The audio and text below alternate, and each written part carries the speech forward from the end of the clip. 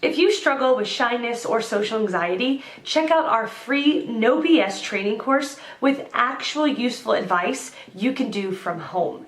None of that just get out there nonsense. The link is in the description below. For now, let's get to today's question. The question, are introverts shy? Answer by Holly Robertson. I see a lot of questions on Quora that linearly equate shyness with being an introvert. This question actually gives me an opportunity to say I object. I'm very introverted, there are no two ways about it. It is how I am neurologically built. Always have, always will be. I have X amount of social energy to spend, after which I have to regroup alone and recharge. If I don't have the space, quiet and peace to recharge, continued noise/social interaction feels chaotic and like sandpaper on my nerves, and I start to feel desperate and irritable. The louder, pushier, more abrasive my company is, the faster the battery gets used up. But at this point in my life, I am anything but shy. I can give talks in front of 300 of my peers, meet a string of new people under any kind of stressful situation, or make small talk with the best of them. And it doesn't cost me anything. I feel no dread or anticipation, no worries. There isn't really any challenge to it. I was shy when I was younger, but that was more a function of low self-esteem and a fear of being judged. I was awkward and unsure of myself, and shyness is a natural outcome of that. It may be hard to overcome, but once you do, you will wonder why you didn't do it sooner. Answer by Munir San. Shyness and introversion are two types of personality characteristics that are very often written off as the same thing by those that don't have to deal with one, the other, or both. Introversion is one of the pairs in the Myers-Briggs personality test that is given a higher rating if the person recharges their energy by solitary activities such as reading, writing, and reflection. Shyness defines how a person deals with others in unfamiliar situations. Those who are shy have a hard time talking to and meeting new people, and are often uncomfortable in new situations. We've all been to those parties, we've all seen that person that just looks like they really don't want to be there. In some cases, we are that person.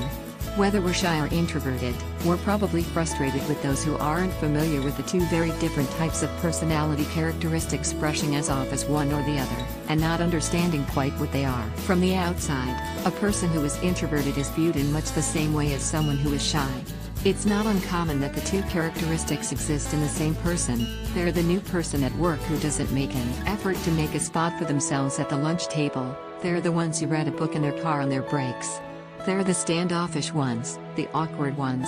But that's looking at it through the lens of an extrovert. The introvert doesn't feel the need to seek out social interaction. In fact, too much social interaction can be emotionally and physically exhausting for them.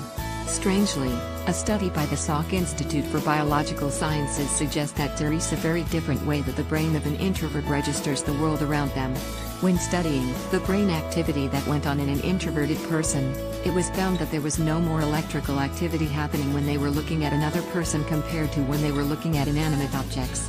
This suggests there is a biological reason that introverts don't seek out social interaction, they're just not stimulated by it. Introversion is a biological and personality trait, and those that have it are usually fine with it. Shyness, on the other hand, can become so severe and so crippling that it can actually be diagnosed as a mental health problem.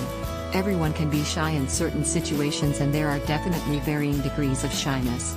However, in extreme say, those that suffer from it find themselves unable to function in certain situations, unable to ask a stranger for directions, or agonizing over the moments before getting to the front of a checkout line where human interaction is necessary. While an introvert more likely chooses to stay home on a Friday night, someone suffering from severe shyness may not think they have any choice but to stay home and wish they were out. Introverts often have a small group of close friends.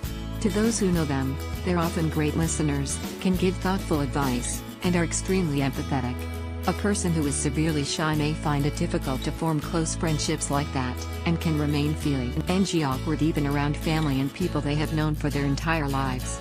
An introvert can be fine with someone approaching them and beginning a conversation, but to someone who's shy, that can be just as terrifying as the thought of starting a conversation themselves. A big difference between the two is how the person feels about their lack of social interaction or desire for constant companionship. An introvert is fine with it, they really are. To an introvert, it's not a problem to be alone with their thoughts or to have a quiet dinner with one or two close friends. For someone who's shy, though, they tend to wish that it just wasn't the case. They are the ones that long for a big group of friends, but just can't bring themselves to reach out and put themselves into that situation. Answer by Trick Sims. No, I would say, as an introvert myself, most of us aren't shy. We clearly don't engage in conversations as much as extroverts, but it's not because we are shy. Something I see far too often is people asking introverts why they're so scared of talking to other people, or why they are always embarrassed, or something of that nature.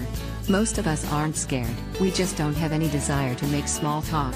We find it draining and it isn't very insightful. Hearing nice weather, isn't it? Or how are you? Makes me cringe internally. No one is going to deny that the weather is nice, and typically the question of how are you isn't genuine, it's just meant to fill the air with words. We're glad to get into more meaningful conversations, those we enjoy a lot, but even those can drain us if the conversation drags on for too long. You want to talk about world hunger? Gladly, I'm very concerned about that, and would be glad to share what I think should be done about it. Want to talk about recent scientific discoveries? Please do. I breath science, and my blood is actually 100% science concentrate. I would enjoy speaking to you, I just don't want to talk about mundane things. Don't ask me if I like pie, because anyone who is human would respond yes. No one is going to deny pie tastes good. I spend all my time thinking or reading or researching.